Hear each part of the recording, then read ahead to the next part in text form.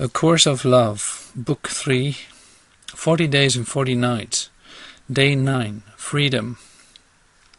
Freedom from want, freedom from lack, freedom from repression are what we will now enjoy together on our mountaintop retreat. We have not removed ourselves from life in any way, and yet we have reached a place of retreat, a place of safety and of rest, a place away from normal life and the lack of freedom you have experienced there. I am your refuge from the past, your gate of entry to the present. You have fled the foreign land where freedom was merely an illusion, and arrived at the promised land, the land of our inheritance. Allow yourself now to experience your arrival, your return to your true home, your return to yourself.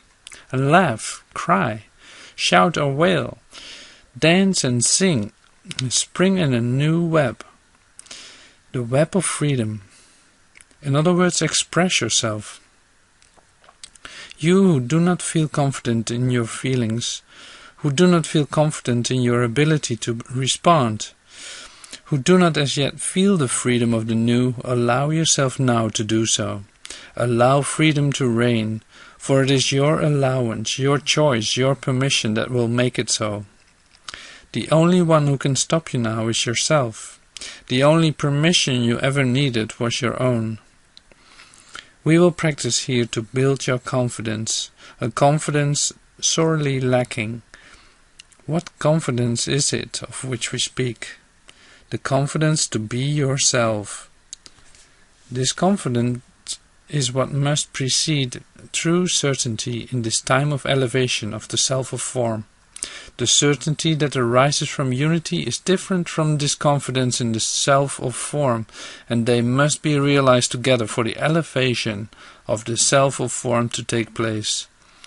What good will be the certainty of unity in the self of form has no confidence in its ability to express it? Expression of the certainty of unity is what the elevated self of form is all about. Certainty of mind and heart has been realized by many. The expression of that certainty in form has not. Freedom is nothing other than freedom of expression. No one can block the freedom of what your mind would think or heart would feel. But take away the ability to express what the mind would think or heart would feel, and freedom is no more. Yet it is not an outward source that you must fear or protect your freedom against. It is none other than yourself who has not allowed you the freedom of expression. Realize now the truth of what you have just heard. While you know you have not allowed yourself freedom of expression, you believe you have allowed yourself freedom of thought. You believe you have allowed yourself freedom of feeling. And yet, if the truth be admitted, you know that even this is not quite true. You know that you censor your own thoughts and feelings, accept some and not others. You know you have repressed your emotions. You know you have lived in a state in which you believed yourself to be lacking. You know you have never known freedom from want. Today I would like you to know freedom. Let's begin this day with a consideration of the idea that you may have an inaccurate idea of an ideal self. Where might your notion of what an ideal self is have come from? It may have come from your ideas of right and wrong, good and bad. It may have its source in your religious beliefs. It may have come from someone you have idolized, someone you believe to be the spiritual titan you still hope to be. Your image of an ideal self may have sprung from your reading, from descriptions of those the world has come to see as enlightened ones. It may be linked to your ideas of being able to express wisdom or compassion. The image of the ideal self you hold in your mind, no matter what form it takes, is still an image, and must now be done without if you are going to realize freedom. As was said earlier, all of your images are false images. Isn't it possible that none are more false than this image of an ideal self? Not having false idols is an ancient commandment. An ideal image is an idol. It is symbolic rather than real. It has form only within your mind and has no substance.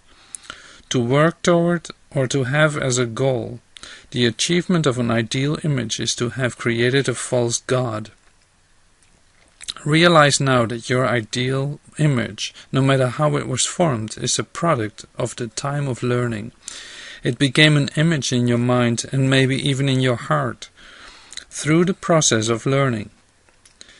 It arose from the learning of right from wrong, good from bad. It arose from the learning of moral and religious beliefs. It arose from comparison.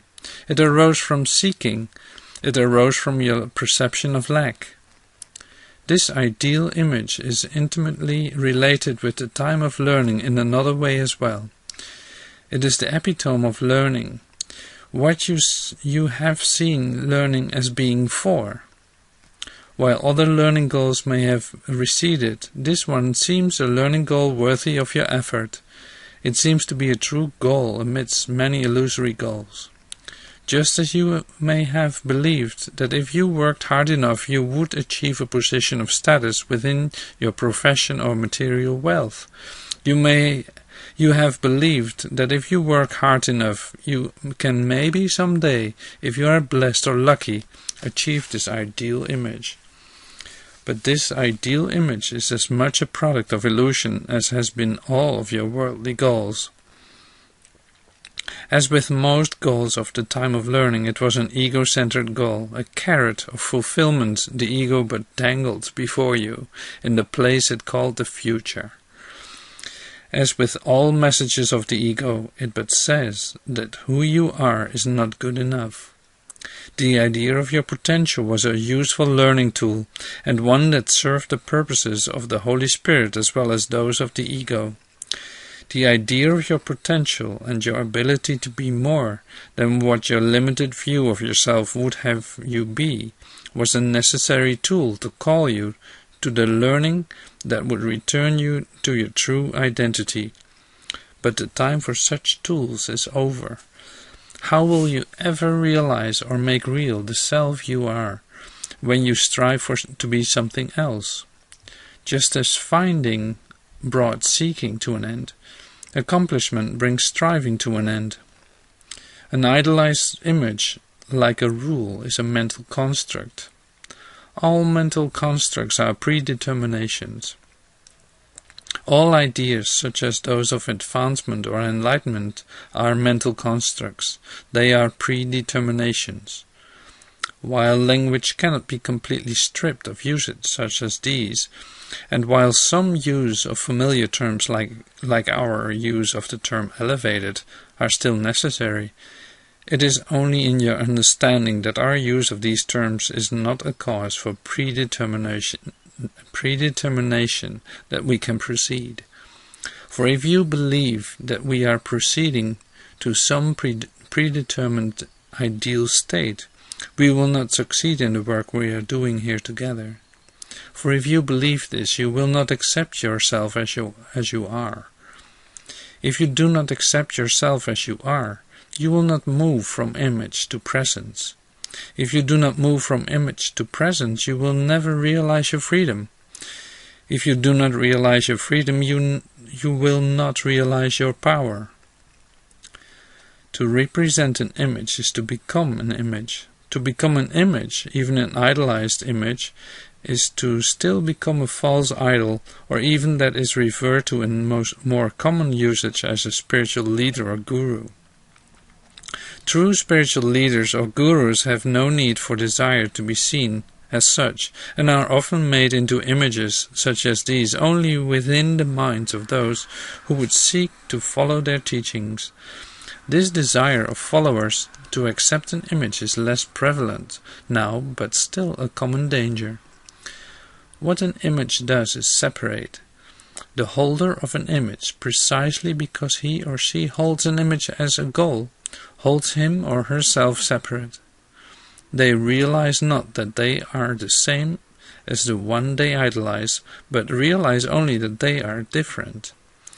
In wanting to be the same and not realizing sameness, they fail to celebrate their own difference, and do not bring the gift of their sameness or of their difference to the world, but hold it in waiting for such a time as the ideal is reached.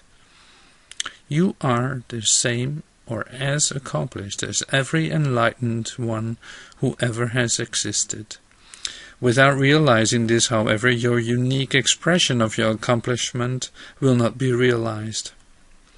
Your freedom is contingent upon your ability to give up your images, particularly the image you hold of an ideal self.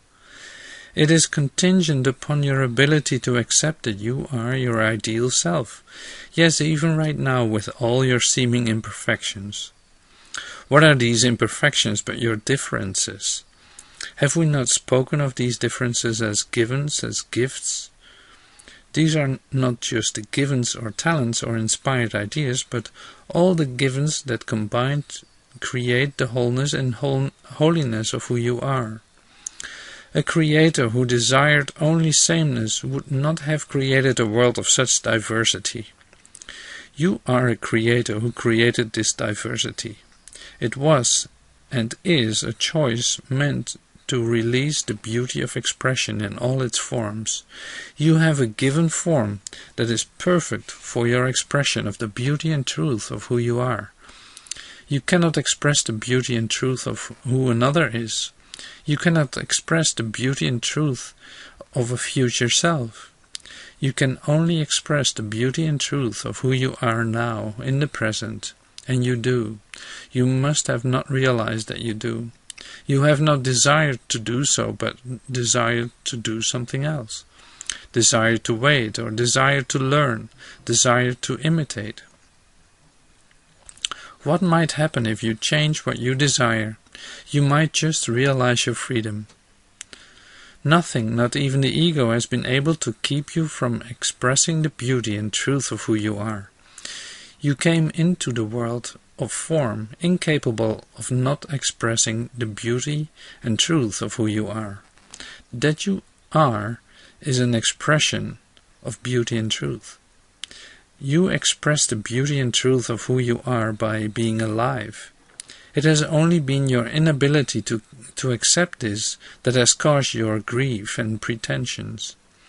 In a certain sense, your ability to express the beauty and truth of who you are has been taught out of you by learning practices that sought for sameness, and saw not your differences as the gifts they are. All of these learning practices were the products of false images of the way things and you should be. Can you not see the extreme urgency of not perpetuating such a practice? All you need to do is look at a young child to see the joy, beauty, and truth of expression. You too were once a young child. You are still the same self you were then. You are, however, a self in whom the freedom of expression has been diminished but not extinguished. Now we must return to the freedom and the will to fan the flames of your desire to be and to express who you are in truth. Thus you can see that a key step in doing this is the debunking of the myth of an ideal self. An ideal self, like a god seen as other than, puts all that you would long for in a place outside of or beyond the self you are now. You might ask you what is wrong with desiring to have the freedom to strive to be more and to do more. You might ask what life would be without this type of freedom to strive, to achieve, to accomplish, to work toward and realize goals. This is the second myth that must be shattered if you are to know true freedom. It begins with the simple realization that you do still desire, or think you desire, learning challenges of this type, and with the realization that this is all these are, learning challenges. You seek learning challenges now only because of the consistency with which you did so in the past. In the past you moved quickly from the one learning challenge to another. You have just completed a monumental learning challenge, and so your natural pattern would be to keep going now, to use the momentum of this learning success to achieve another. This pattern will be easily replaced, however, as your acceptance of yourself as you are, the real challenge of this time, begins to grow and to build your confidence. Unity and your access to unity will be your certainty. Trust in your own abilities, the abilities of the self of form, joined with the self of union, will be your confidence. Only these combined abilities will release your power.